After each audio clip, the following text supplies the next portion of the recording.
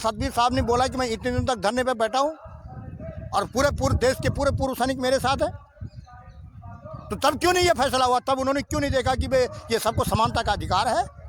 सबको नाराजगी है आप लोगों की? नाराजगी है और रहेगी, इसलिए रहेगी कि सबको देश के अंदर खाना। यहाँ तक मेरा व्यक्तिगत तौर पे है, जिस प्रकार से जनरल सतबीर साहब पहले दहाड़ते थे हमारे जो सैनिकों के बल पे, जो हमारे जो 97% जो सैनिक हैं उनके बल पे जो उनकी दहाड़ थी वो जो है उनकी बंद हो गई है। वो क्यों बंद हुई है ये हम जानना चाहते हैं। और हम जो है हम इसलिए बोल रहे हैं, हम इस आंदोलन कर रहे हैं क्योंकि हमें लग रहा है कि हमारे साथ अन्याय हुआ है कहीं न कहीं।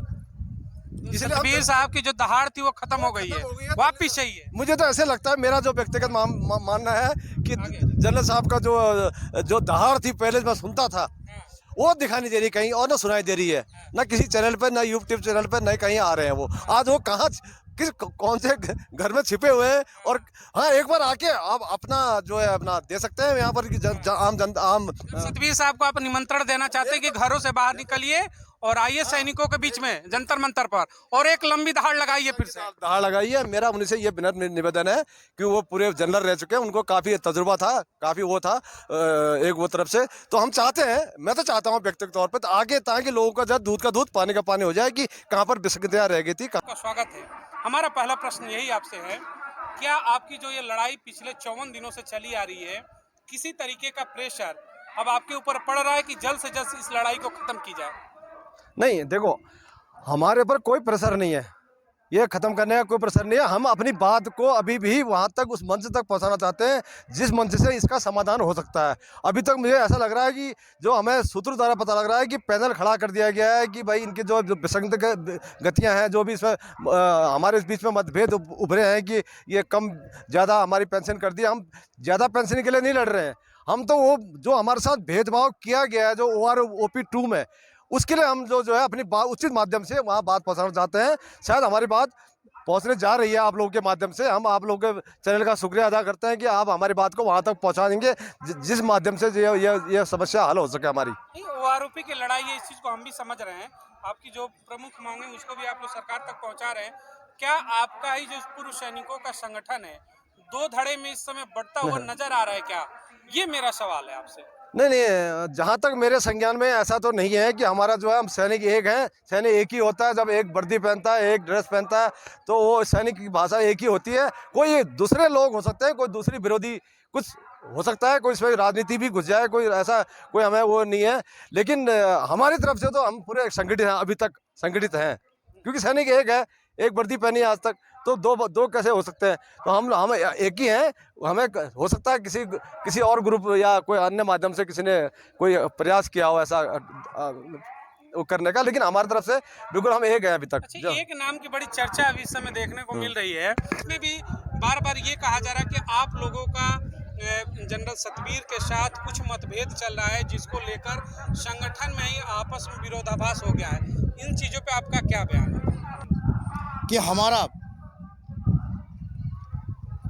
सैनिकों का जो एक अपना मुद्दा होता है, सैनिकों का जो एक टारगेट होता है, टारगेट बने कि हम किस तरफ जा रहे हैं। हम हमेशा अच्छी भावना से रहे हैं और हमारे ऊपर वालों को भी अच्छी भावना से चलना चाहिए।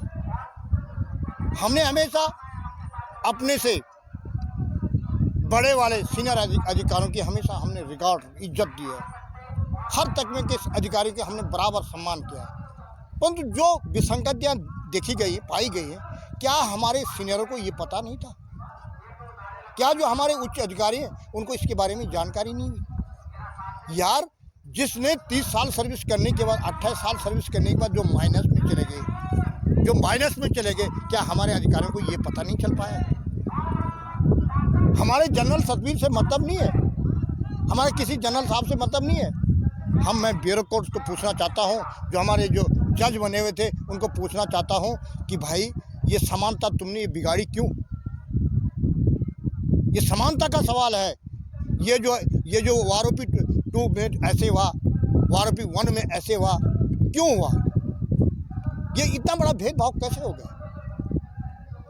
क्या 2015-16 से जो भी तुमने बोला 15-16 से हम तुमको बढ़ा के दे रहे हैं, क्या ये 19 में जाने तक, 22-23 तक ये सब समाप्त हो गए क्या? और क्या ये अगले जब हम माने 26-27 अभी 8वां पे कमीशन भी खुलेगा, उसमें भी हम वॉश आउट चले जाएंगे, नीच पीछे के लिए चले जाएंगे, धकेले जाएंगे, आगे नहीं बढ़ने वाला ये पाइए आप। मतलब जो आपसी विवाद की खबरें आ रही है वो निराधार है, कोई निराधार है, इस ये लड़ाई से कोई लेना देना नहीं है। जो ये आपसी विवाद है, हमारा किसी से कोई विवाद नहीं है, हमारा ऑफिसर से विवाद थोड़ी है। और ये जनरल सतवीर साहब आप बोल रहे हैं, उनसे कोई विवाद थोड़ी है। विसंगतियाँ हुई, उन्होंने देखा नहीं है, पटल को उन्होंने पढ़ा नहीं है कि यार क्या सिपाही के लिए फायदा बंद हो रहा है, नहीं हो रहा है। मतलब आपके मन में कहीं ना कहीं दुख तो है ना कि जनरल सतवीर ने इन चीज़ों पर ध्यान नहीं दिया। उम्मीद थी आपसे कि वो आपके लिए कुछ करे, लेकिन उन्होंने नहीं किया। उम्मीद तो 100% रहती है। अपने सीनियर अधिकारी के पास हम बार बार जाते हैं, किसी चीज़ के लिए जाते हैं कि साहब ये नहीं हुआ, हम बोलने के बाद भी अगर नहीं हुआ आज क्यों नहीं है। जब जनरल सतवीर साहब ने बोला कि मैं इतने दिन तक धरने पे बैठा हूँ और पूरे देश के पूरे पूर्व सैनिक मेरे साथ हैं, तो तब क्यों नहीं ये फैसला हुआ? तब उन्होंने क्यों नहीं देखा कि भाई ये सबको समानता का अधिकार है?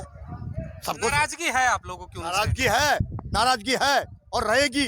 इसलिए रहेगी कि सबको देश के अंदर खाना पीना, चलना फिरना, बोलना, सबका अधिकार जो है ना, तो समानता का अधिकार भी क्यों एक जैसा नहीं हुआ? समानता का भी तो अधिकार होना चाहिए। हमारे चैनल के माध्यम से आप सतवीर जी से क्या आह्वान करना चाहेंगे? आपकी विनती क्या होगी? आपकी नाराजगी जो भी हो, चैनल के माध्यम से क्या कहना चाहेंगे? मैं जनरल साहब को यही बताना चाहता हूँ, आप सम्मुख होएं और सरकार को बताएं कि भाई इसमें जो गलतियाँ हुई उसको ठीक करें। हमारे कोई नाराज़गी नहीं है, जो गलतियाँ हुई उसको ठीक करें और इस पेडल को ठीक से लाएं। ये नहीं कि मैंने ये कर दिया उससे कुछ नहीं होने वाला, या बड़े बड़े टीवी चैनलों पे जाके भाषण देने से कुछ नहीं होने वाला। दुविधा में सिपाही को रखा गया, वीर नारियों को रखा गया। वीर नारियाँ जो आप ये बताओ, क्या एक वीर नारी जो जिसका पति देश के लिए शहीद हो जाता है वो 12,000 पेंशन लेगी?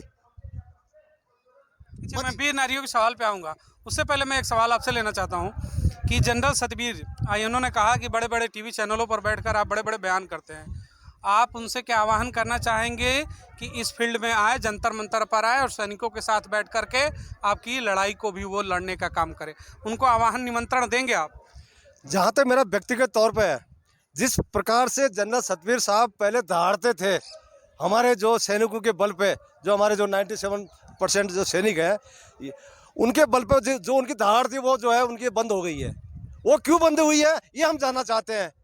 और हम जो है हम इसलिए बोल रहे हैं, हम इस आंदोलन कर रहे हैं क्योंकि हमें लग रहा है कि हमारे साथ अन्याय हुआ है कहीं न कहीं। सतवीर साहब की जो दहाड़ थी वो खत्म हो गई है, वापिस चाहिए। मुझे तो ऐसे लगता है, मेरा जो व्यक्तिगत मानना है कि जनरल साहब का जो दहाड़ थी पहले मैं सुनता था, वो दिखाई नहीं दे रही कहीं और ना सुनाई दे रही है, ना किसी चैनल पे, ना यूट्यूब चैनल पे, न कहीं आ रहे हैं वो। आज वो कहाँ कौन से घर में छिपे हुए हैं? और हाँ, एक बार आके आप अपना जो है अपना दे सकते हैं यहाँ पर आम जनता।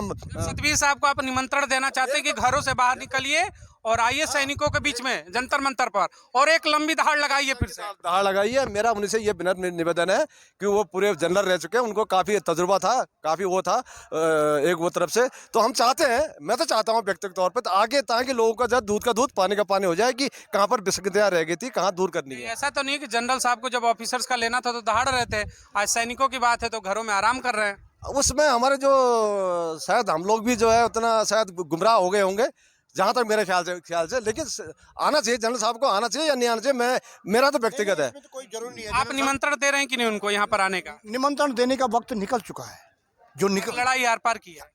कब तक निमंत्रण देते रहेंगे?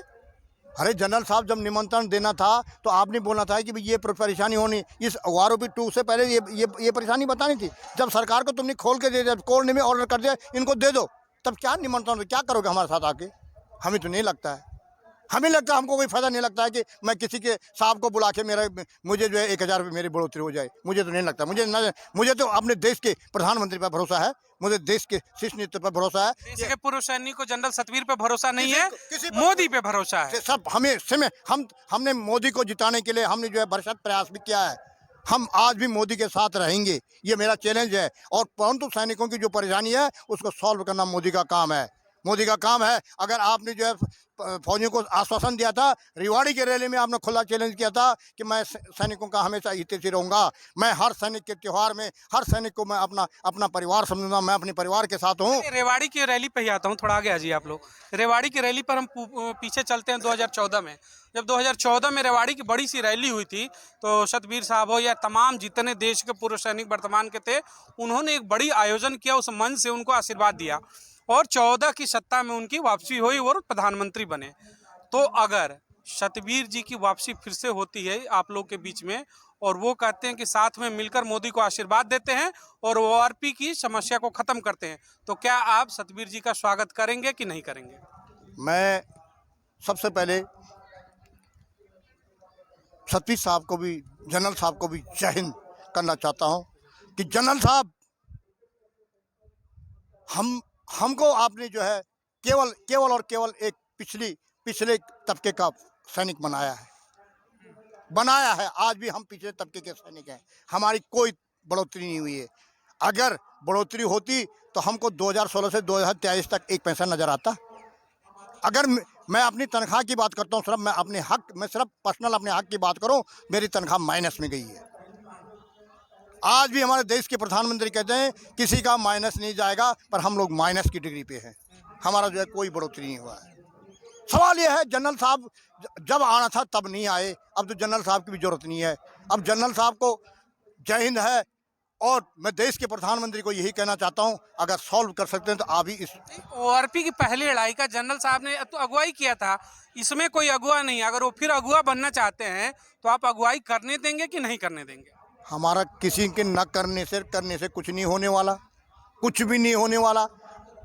देश के प्रधानमंत्री ने आह्वान किया था कि भाई ये लंबी लड़ाई है, इसमें कुछ कमियां बेसी होंगी और ये 2014 से लेकर होगा। हमने कहा यार थोड़ा आपको दिया जाएगा, 2016 में हमने कहा चलो होगा कुछ ना कुछ। चलिए वीर नारियों पे एक बार आते हैं। नहीं करती कि मैं किसको गोली लग रही हूँ, जवान को लग रही हूँ या मैं अधिकारी वर्ग को लग रही हूँ, इसमें भेदभाव इसको दूर किया जाना, ये हमारा ये पॉइंट है रखा है कि बराबर दिया जाना चाहिए। इस मामले में खासतौर से डिसेबिलिटी के मामले में वीर नारियों का सम्मान होना चाहिए, दोनों को बराबर एकदम से। विधवाएं तो विधवाएं होती हैं, वो जनरल की हो या फिर एक आम सैनिक की हो या जेसीओ सैनिक को कोई फर्क नहीं होता है। गोलियां लगती हैं तो जनरल को लगे सैनिक को बराबर। बिल्कुल बिल्कुल बिल्कुल, हमारा ये मानना है, हमारी लड़ाई है, ये हमारा एक पॉइंट है कि ये सबसे बड़ा मुद्दा यही है कि डिसेबिलिटी वाला, कि डिसेबिलिटी बराबर होनी चाहिए, इसमें कोई भेदभाव हम नहीं चाहते हैं। इसमें डिसेबिलिटी इक्वलिटी हो जाएगी तब तो आपको आराम रहेगा, जेसीओ और सैनिकों को कम से कम एक सम्मान मिल जाएगा कि घायल होने के बाद सम्मान एक होता है, सम्मान में डिफरेंस नहीं होता।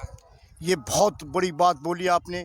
अगर सबका समानता का हक मिले, अगर जो देश के लिए शहीद हुआ है या देश के लिए जिसने अपने पाँव गंवाया है, अपना हाथ गंवाया है, अपना कान अपना नाक गंवाया है, अगर उसको कुछ बेनिफिट दिखाई देता है, यार मेरे साथ जो ठीक है मेरा पाँव निकल गया है, मैं जो ज़िंदगी गुजार रहा हूँ परंतु आराम की ज़िंदगी तो निकालूंगा। मेरे दोनों पाँव चले गए हैं, कई है देश के अंदर जिनके दोनों पाँव नहीं है और वो आज भी पौड़ी के बल चल रहे हैं, सीढ़ी के बल चल रहे हैं, किसी प्रकार से चल रहे हैं, सहायक रख के चल रहे हैं, तो उनको कम से कम ये तो होगा यार मुझे तो सम्मान तो बराबर दिया देश ने, मैं कोई बात नहीं, हो गया था मेरे साथ हंसता हो गया, मैं जो चले गए हो तो। लड़ाई इक्वलिटी सम्मान की भी होगी, सम्मान तो मिलना चाहिए, सैनिक हो या फिर सेना नायक हो, सम्मान सबका बराबर होना चाहिए। जिसने कभी आपने देखा पद्म विभूषण या बड़े बड़े सम्मान किस किस को दिए जाते हैं? अच्छे काम वाले को ही दिए जाते हैं, जिसने देश के लिए अच्छा काम किया है उसको दिया जाते हैं, नहीं मिलना चाहिए। उसमें कैसे ऐसा होता है कि किसी रेजिमेंट ने काफ़ी सारे मिलिटेंट मार दिए हैं, उसमें बड़ा अधिकारी का नाम भी चले जाता है। हमें कोई इसमें गम नहीं है, ठीक है भाई अधिकारी का नाम भी होना चाहिए, परंतु सैनिकों ने जिन्होंने ग्राउंड में काम किया उनको तो मिलना ही, जिनको गोली लग रही है उनको भी तो मिलना चाहिए। आपने देखा होगा कई शौर्य चक्र हैं, कई सेना मेडल हैं जिनके जो है पूरा थोड़ा निकल रखा है, और भाई सेना मेडल तो दिया है तो उसको मेडल में, उस मेडल के जो प्राइज में उसमें भेदभाव क्यों किया गया? उसमें भी भेदभाव हुआ। तो हमारा कहना ये, हम तो सेना मेडल भी नहीं, हम तो कुछ भी मेडल वाले नहीं है, परंतु मैं उनके लिए भी कहना चाहता हूँ जिनको जो कोई भी अवार्ड है, किसी भी प्रकार के अवार्ड है, पहले तो इसमें भेदभाव नहीं होना चाहिए, शुद्ध और साफ पारदर्शिता होनी चाहिए। पारदर्शिता का एक मिसाल जगनी चाहिए इंडियन आर्मी के अंदर कि भाई ठीक है, जो सैनिक उसकी सही छानबीन होनी चाहिए कि भाई गोली के शिकार कौन हुआ, सबसे पहले गोली किसने चलाई, सबसे पहले किसकी बंदूक से फायर हुआ, उसको मिलना ही चाहिए। अधिकार तो अधिकार है, जब तक पारदर्शिता इंडियन आर्मी के अंदर नहीं है तब तक कुछ भी नहीं। आपने देखा होगा अभी सवाल ही उठता है कि जो मेडिकल फिटनेस कभी घटाते हैं कभी बढ़ाते हैं, मन मर्जी का कोई सौदा थोड़ी होता है, मन मर्जी की कोई नौकरी थोड़ी होती है। ये तो देश सेवा है, देश सेवा होती खुशी की और बहादुरी की। बहादुर जो बहादुरी जिन्होंने बहादुरी के नाम कमाया है वो देश के लिए बहादुर हुई है। चलिए धन्यवाद। ये थे हमारे साथ सेना के पूर्व जवान, इन्होंने अपनी बातों को रखा। इनको लगता है कि इक्वालिटी होनी चाहिए, अगर किसी तरीके की चीज़ें होती हैं तो सैनिक और अधिकारियों के बीच की जो एक लंबी खाई है उसे पटना चाहिए। और यहाँ पर जनरल सतबीर के भी ऊपर बात हुई, अगर वो भी इस लड़ाई को आगे ले जाना चाहते हैं तो उनका भी स्वागत है। जय